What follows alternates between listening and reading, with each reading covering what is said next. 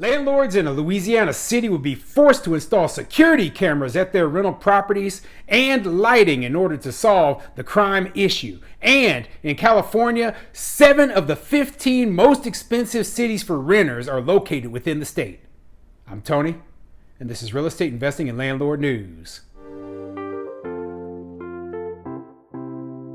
All right, so I have a couple of interesting articles for you today, and they're coming out of different parts of the country, and they cover a little bit different topics, but they're both interesting, and I thought I'd bring both of them to you in the same video. So the first thing I'm going to be covering is this new law that they passed in Baton Rouge, Louisiana, and I believe the law was well intentioned, right? But it has negative consequences for landlords, the way that it's written, and the suggestions that it makes.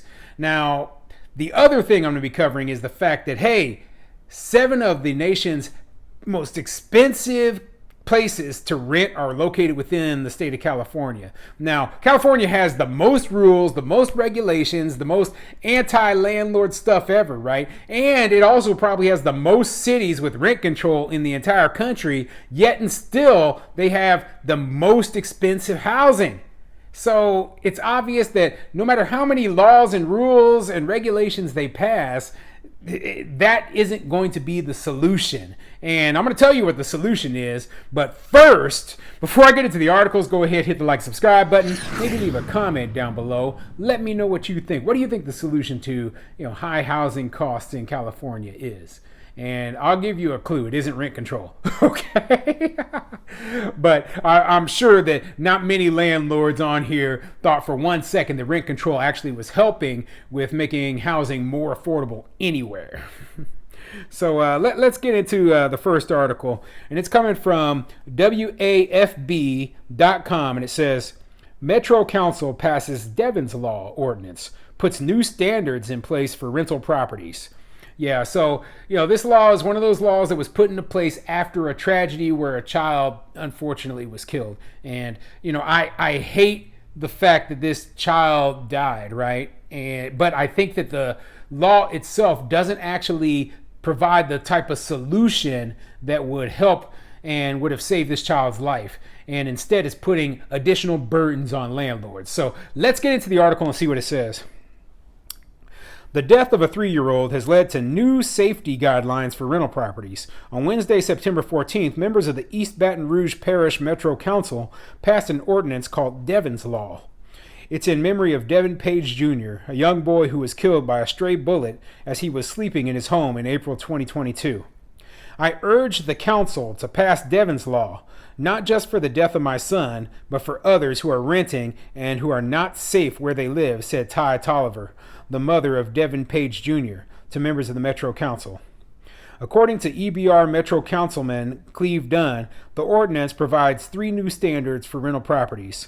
It encourages landlords to have a security camera system at rental properties, encourages rental properties to have adequate lighting, and it mandates that landlords provide potential tenants with a source where they can access the criminal incident and or crime data in the area of the rental property.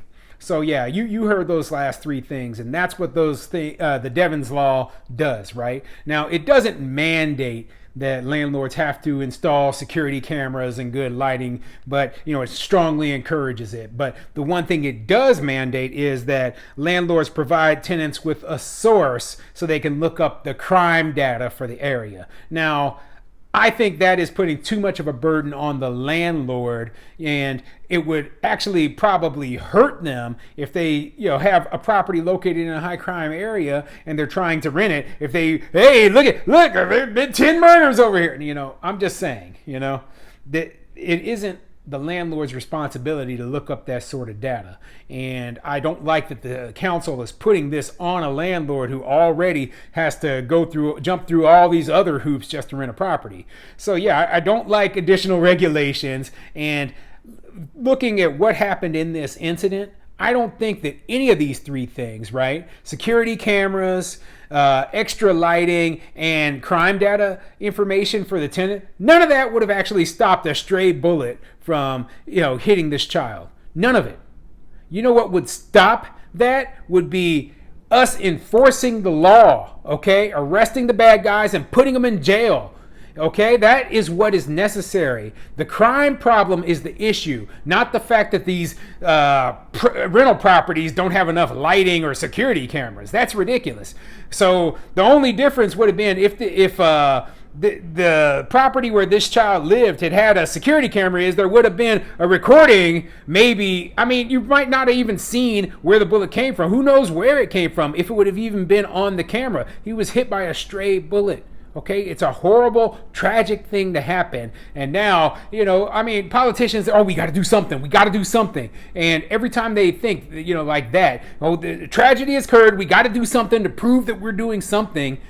Well, then they put these burdens on landlords. They put these burdens on property owners and burdens on law-abiding citizens. And they don't go after the root cause of the problem. And the root cause is the crime. Okay? That is what we need to resolve. And as soon as they get that crime problem fixed, horrible incidents like this won't be happening anymore.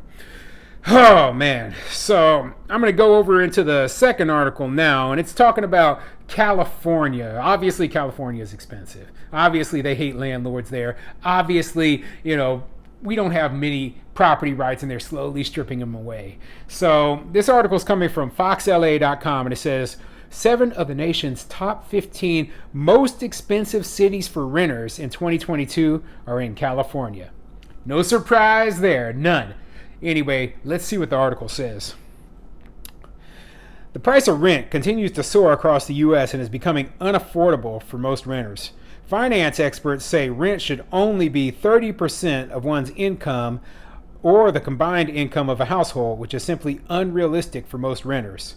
A new analysis indicates you'll need to make at least twice as much as the average American to afford rent in the nation's most expensive cities. For the most expensive city in the U.S., rent averages over a whopping $6,300.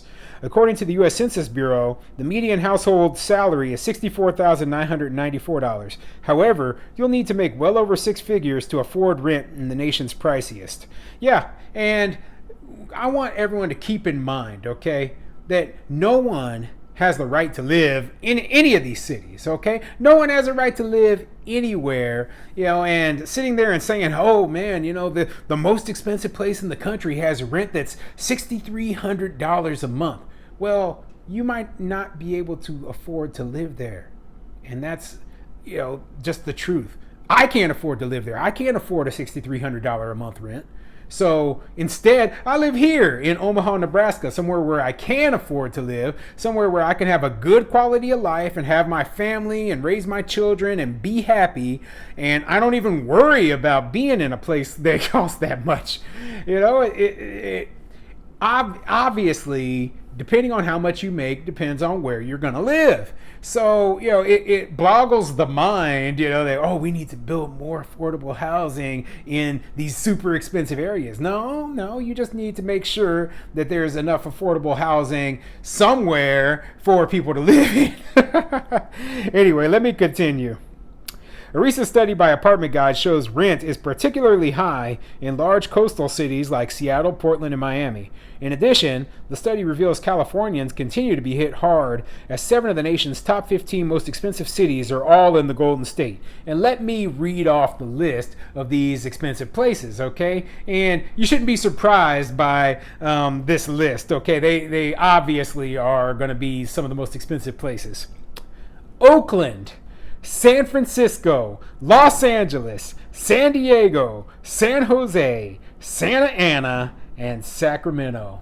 And I'm kind of surprised about Sacramento. For a long time, people were moving out of the San Francisco Bay Area and moving into Sacramento because it was so much more affordable. But obviously now, because so many people moved there over the last few years, I'm sure that their prices have just shot through the roof.